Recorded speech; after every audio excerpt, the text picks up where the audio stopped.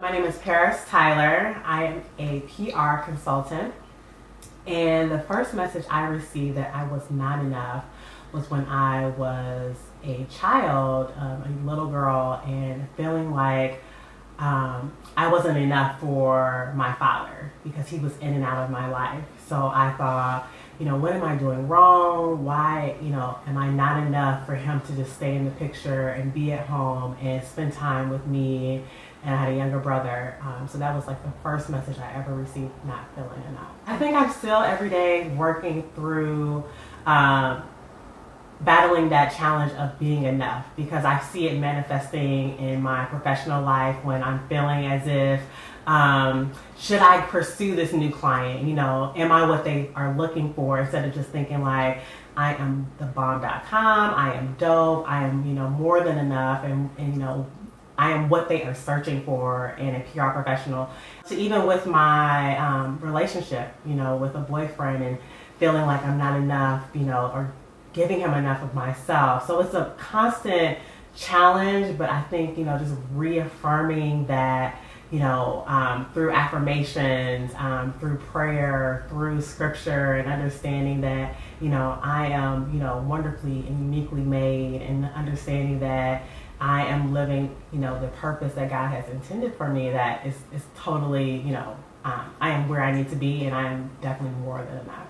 My mother is, being the woman that she is and being the Christian woman that she is, she's forever just uplifting me and making me know that, I'm wonderful, that I'm great. I know that, it's taken some time for her to get to the point as I am an adult now, but I understand that, affirmations and words of affirmation are so critical as a child, and just growing up and hearing that you are awesome and you are amazing, so that you can be reassured of who you are and the person that you're becoming. And I think that now that I'm an adult, and understanding and hearing that as a child was, it was here and there, but now hearing it constantly from my mother, that I am, more than enough, that I am doing great things, that I am, amazing, wonderful, great, I think has now allowed me it's helped support me in who I am, and living in my destiny, or fulfilling my destiny, I should say. I will never forget the first time my mother relaxed my hair, it immediately broke off. And I think from there, she realized the mistake that she made in, processing my hair.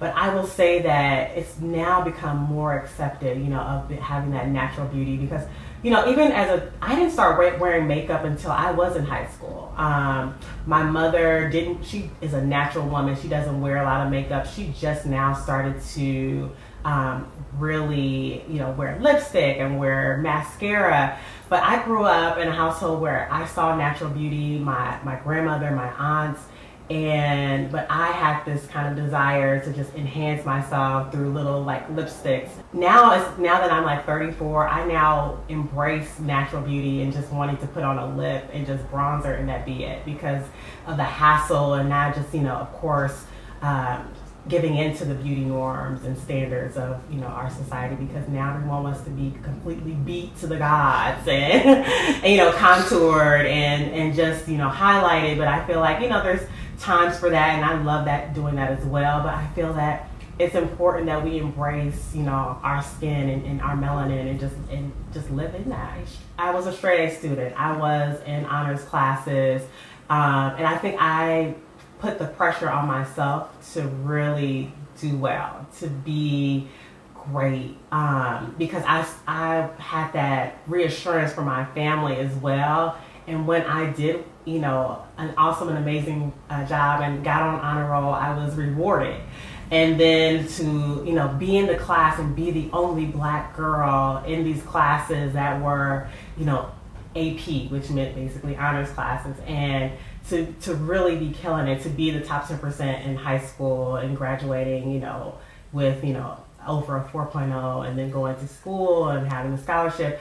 I just always felt driven and motivated to really succeed and really stand out. And as I'm now walking in this independent role where I'm not in a company and I'm on my own, it's even more important now that I continue that to strive for that greatness, to strive for success and really achieve, being who I'm supposed to be as a professional, as a PR consultant in this world, in this industry. I got into PR by happenstance. I went into school actually as a computer science major. And I had an internship, and the woman that I worked under was saying, like, do you want a family? Do you want kids?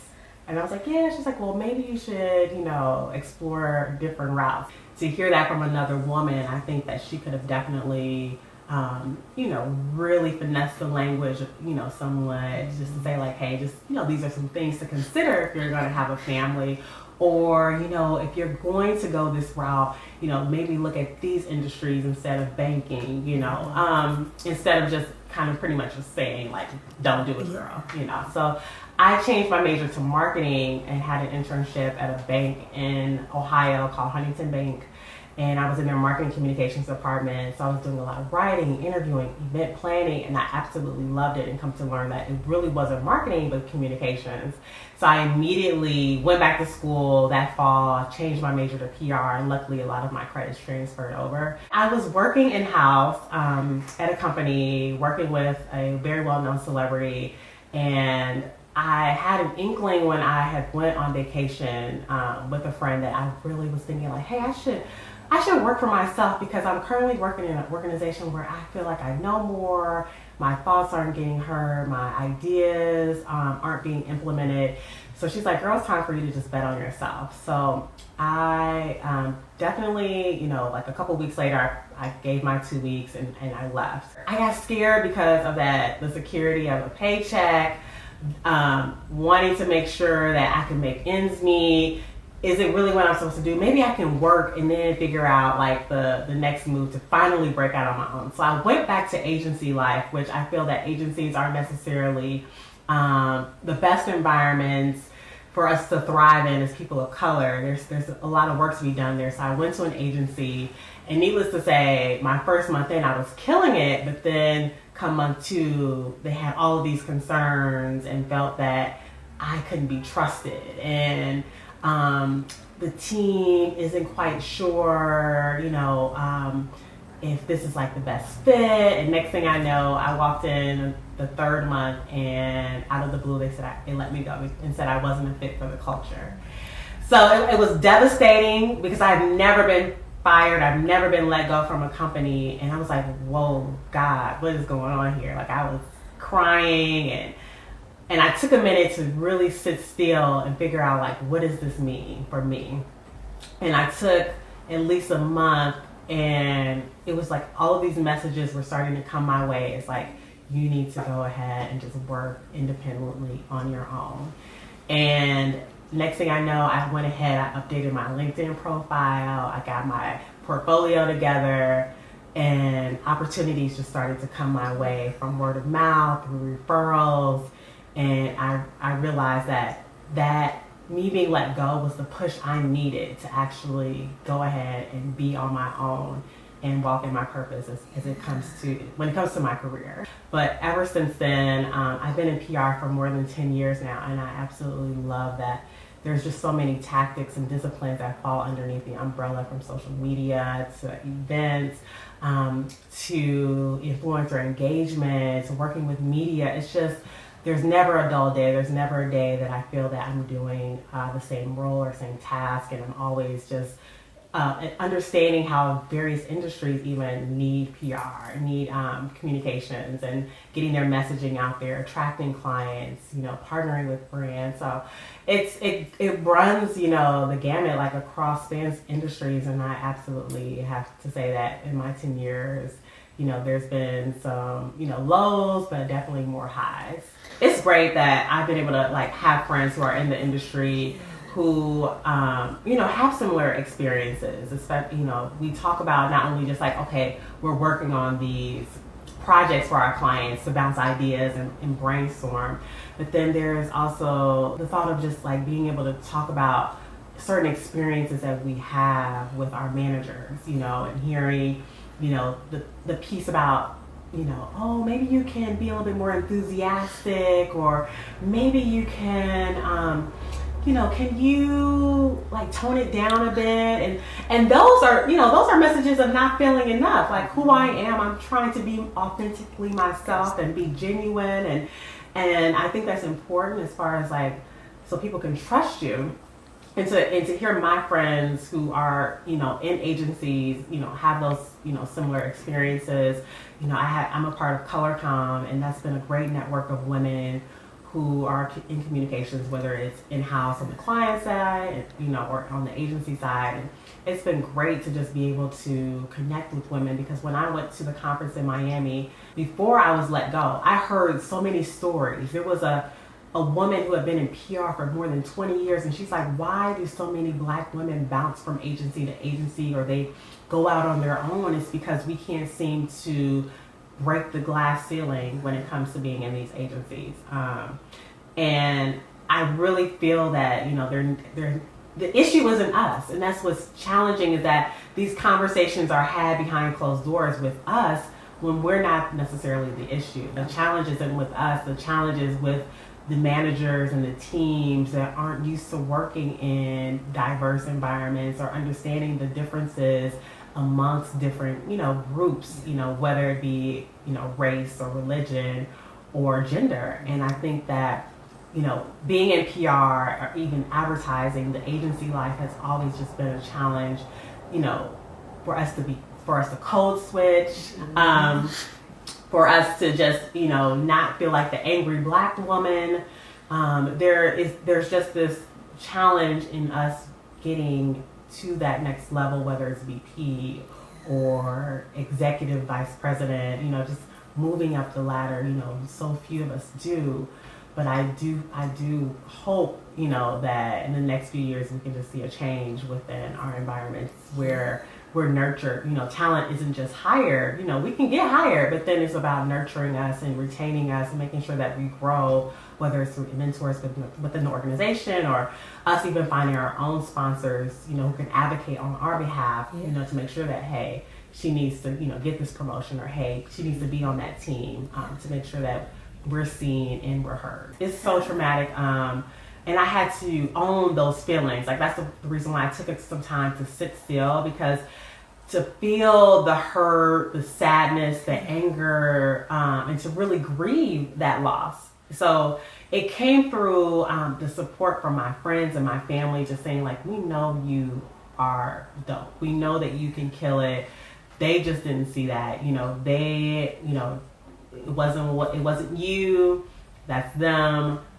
Now you can just like go ahead and move forward. So it was taking those messages I was hearing, but then also realizing even my own self, like, look, I've worked, for Weber Shandwick and Edelman. I've worked, with Sean Diddy Combs, and I've worked, with awesome brands from Got Milk to, Conagra Foods. Just realizing like I've touched a lot of like great brands. I've brought a lot of value to teams. And realizing that I am pretty much a badass. Yeah. Like, wait a minute, like they might not have recognized it, but you know what? I can still take that experience, learn from it, and just, pivot basically and realize that that wasn't just a move, but understand that, look, this is where I need to be. Yeah. But it definitely took that month of just sitting still and just really, letting out the hurt, realizing that, it just wasn't for me, but I can still feel hurt because, to just say like, oh, you're not the fit, you can't be trusted, that's just devastating. But realizing that, that was them, that's not me, that's on them. But I know that I've been in different environments that did trust me and did value what I had to offer. Definitely, I think my family is like, they're blown away by the success, but they're also like my biggest cheerleaders. Like I love that they've been in my corner since day one, since I was a little kid going through school, and they always just reassure me that how proud they are of me, just to continue to keep pushing, keep striving.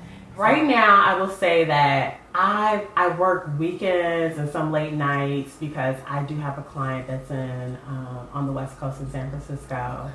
So, of course, they're 3 hours behind. So, some of my days run later, and I'm totally okay with that. And some weekends I'm working, and I'm okay with it because it doesn't feel like work. I think I'm at a point now where it's like I'm working for myself. I'm enjoying what I do, so it doesn't feel like work. There were times when I was, working in house on the client side, and weekends, they weren't mine, or you're traveling for events, or this reporter just published some, incorrect information, not, on purpose, but you just gotta, the client wants it to be updated immediately, so I just realized that I have to take, the good, and not the not so good, and just realize that, hey, this is just part of my career, part of my job. So my new thing now is that I make sure to take a break, like a couple of breaks every day. And whether it's me going on a walk or me just taking a break to like look at online at my favorite gossip sites or something, just to kind of like take some time for me and not have my entire day just work. But I also make sure that I pray in the morning and meditate in the morning just to like start the day and just like kind of get centered. I get a weekly manicure, and that's just like my time. I need time to just like really pamper myself. So that's like really, really, really important. But I also want to make sure that I balance the work with the personal. So, if I'm networking and going to breakfasts and events and drinks, I try to make sure that I squeeze in like 1 or 2 friend dates. So whether it's drinks with the girls or a date with the beau, or just making sure that I'm, just balancing properly as best I can. So those are just some of my making sure I'm taking time for Paris moments throughout my weeks. I definitely would say like to really write down a plan. Like I think that during the month that I had off, I started to just think through, like, what does this look like? And I'm still every day, every week, I kind of like reassess. But I think it's important to, think about like, what is my vision? Like, what are my goals? What are my objectives with my business? And just think about what that step by. And sometimes like, don't be afraid to just take the step while you're still planning too. I think some people get so caught up in like, hey, but I'm not ready, I'm not completely planned out, and it's okay to be working while you're planning. I think that's where I was too. Like I started to develop a plan, and then before I knew it, I had business coming my way. And that's just such a blessing. But I think when you're taking that leap and you're hearing those doubts, or think about where those doubts and fears are coming from. Like I said, I feel like when I'm thinking like, hey, I'm not probably what that business is looking for, I feel like who's talking in that moment isn't adult Paris, but probably child Paris. And it's like, it's psychological, and I don't want to get too deep right now, but I think thinking about where those thoughts, where those fears are coming from is so important, like self-reflection, but really just moving in the moment and just really rallying and finding a tribe of women who can support you and lift you up and motivate you is very important and very key. But definitely you have to walk in confidence. Like walking in confidence is so necessary, so critical for this journey.